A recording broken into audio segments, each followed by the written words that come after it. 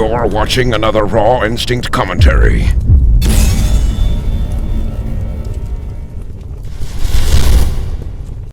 Hey, what's going on, guys? It's Max here, or Raw Instinct, bringing you another great Modern Warfare 3 comparison video. Now, today we're going to be talking about the CM901 versus the AK-47. Now, recently I just got back from my trip to Europe, and within that time, I put up about 4 videos, and those 4 videos got amazing feedback, guys, so thank you for that. I really do appreciate it.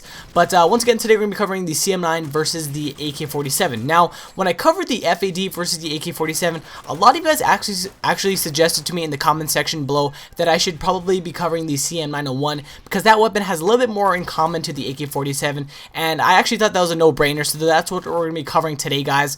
I hope you do enjoy it. Once again, we're going to be breaking down these two weapons to a fine detail, so sit back and relax, and let's get right into this breakdown video.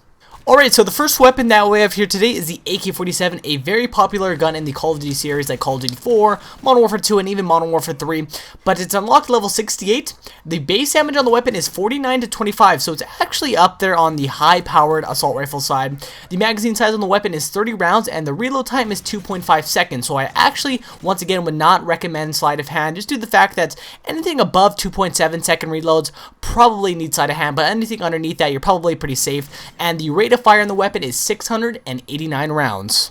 Now, taking a look at the stats compared to the AK-47, you're going to be probably pretty surprised because the CM901 is not as weak as you may think. So, first off, this weapon is unlocked at level 18, so unlocked very early on. If you're a person who likes the prestige, you're probably going to actually pretty much love this weapon. The damage on the weapon is also the same as the AK-47 as 49 to 25, so is the range, but we're going to be covering that later on. Now, the magazine size on the weapon is 30 rounds, which is pretty standard throughout all submachine guns and pretty much a lot of the assault rifles.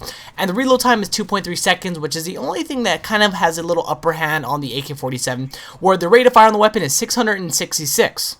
So since the stats on the CM901 and the AK-47 are pretty much identical, there's only one thing we can do to really separate these weapons, and that is to test the accuracy. So there's 3 things that we're going to be testing.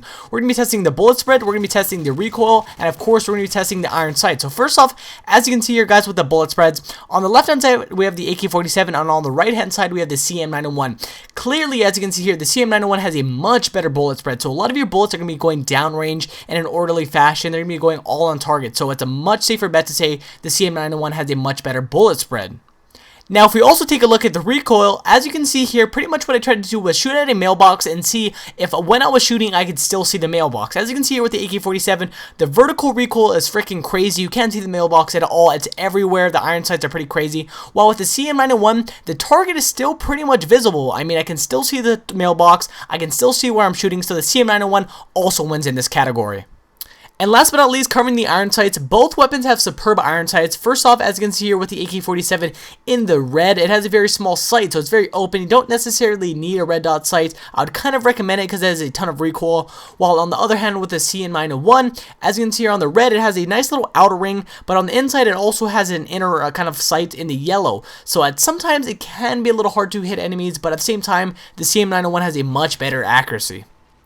And with that information being put out there, guys, I'm going to be giving you my opinion on what I think is better, either the CM901 or the AK-47. So with the CM901, honestly, it's probably one of the most underused assault rifles in Modern Warfare 3. I talked about the FAD, and those two are pretty much up and up. Now with the AK-47, I see people constantly running around with it when it's kind of foolish. I mean, the CM901 has the same identical stats, while at the same time it has a much better accuracy, like the bullet spread, the recoil, and the iron sights are pretty much up and up. I mean, you guys can always throw on red dot sights, so that is kind of irrelevant. But honestly, guys, let me know what you guys think is better. Do you like the CM901 better, or do you like the AK-47? Let me know in the comment section below. I'd be very interested to hear what you guys have to say. And also, if we can, let's get to 4,000 likes on this video, guys. We've been breaking like 5 to 6 to maybe even 7,000 likes on every single video, so thank you for that. I really do appreciate it, guys. Have a great day. If you haven't already, make sure to click that subscribe button up above, and peace.